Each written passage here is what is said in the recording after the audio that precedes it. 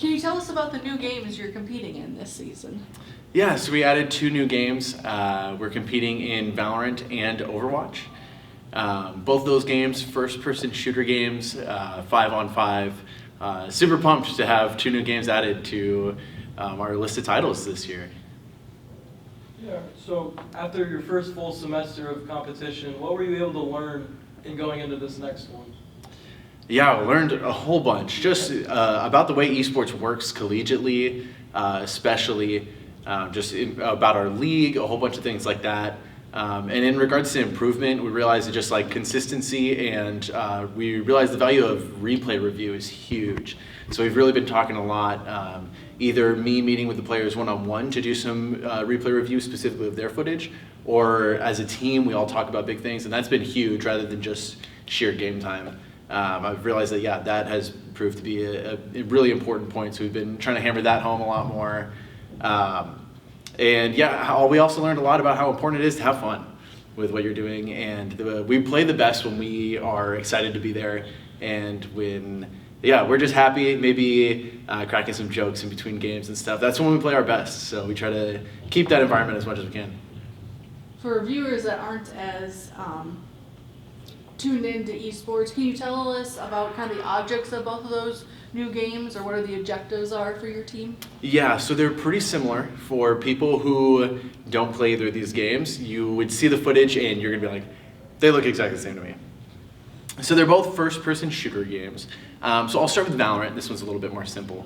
There are 2 teams, an attacking team and a defending team, and then at halftime you switch sides, attack and defense. And the attacking team is trying to, depending on the map, there's like 2 or 3 like spike sites, and so the attacking team has this thing called a spike. It's kind of like a bomb, and you're trying to go plant the spike into these spike sites, and then wait for the timer to run out. If you're the defending team, you're clearly trying to stop them, or if they get the spike planted, you're trying to defuse it. And so it's 5-on-5, a lot of strategy involved in trying to get all those things in place. That the genre of this game is called a tactical shooter. Overwatch is an arena shooter.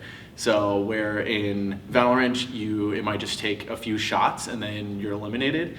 In Overwatch, it'll take more like 20 shots until you're eliminated. And there's different roles in Overwatch. Because there's a bunch of different characters you can play in this game. This one's more like fantasy. There's one guy named Reinhardt, who's the character you can play, who is a big guy with a big shield and a hammer. So he doesn't have a gun in this game, and he can take a lot of shots before he's out.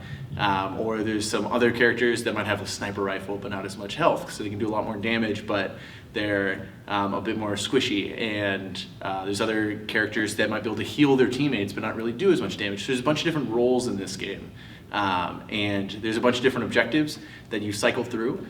So one of the objectives is one team is trying to kind of push a cart to the other side of this map through this winding road, and the other team is trying to stop them. Other times it's, instead of a attack and defense, it's just a king of the hill, 2 teams kind of battling it out for control of one room. And there's a series of game modes that you go through, sometimes a combination of those 2. And yeah, then if best of 5, first team to win 3 of those game modes takes the whole thing. So that's the gist of those 2. There's a lot more that goes into it, but yeah, that's the best I could explain it. So in adding new sports, what's that kind of process been like for you? How do you decide what sports to add? Yeah, so luckily the games are kind of narrowed down by just what's most popular collegiately already. Because yeah, if there's not competition for it, then it's a little bit harder to do it. And there are a lot of games that there are competition if you really want to find it, but there are a few smaller of a pool that's like really mainstream. So start with the mainstream ones, of course. And then also I talked to some other coaches and leagues and saw what is like popular amongst like high schools as well. Because that's important. That's where our students are going to be coming from. So made sure I got that information as well. What is my background? What do I feel most comfortable in my knowledge and ability to coach is a big one. And yeah, just wanted to start with these 4. There's kind of like 6 really popular ones. So there's a few that we aren't doing. And it's a lot easier to do games that are team versus team versus a like battle royale like Fortnite, where it's like a bunch of teams, like 30 teams all in one game at the same time. That's a little bit weirder to run collegiately. So I wanted to stay away from those a little bit. So yeah, that's how I decided on these. In your fall remarks, you talked about having the players, learn to work as a team. This would kind of be their first, team environment, as well as having fun. Have you met those goals, or do those goals continue this semester? Yeah, with 2 new teams, we're kind of starting a lot of those things over again. But with our teams that we had last semester, I think we did a great job of that, of working together.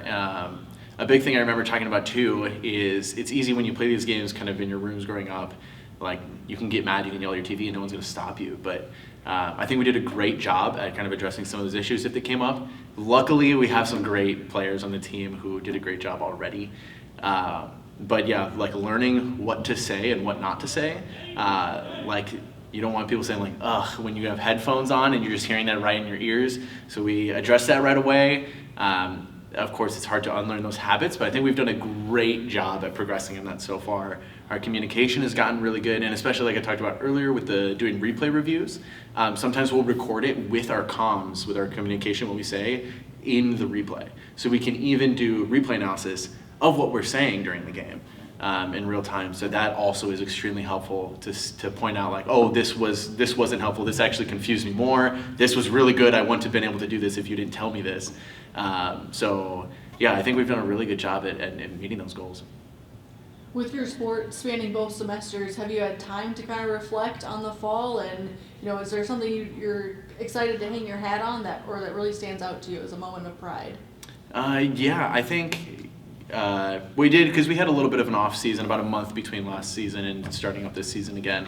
And I'm really happy with how we handled our losses, because both teams had pretty tough losses in playoffs. Our Rocket League team made it all the way to finals and we lost, which was tough, but it was really tough in the moment.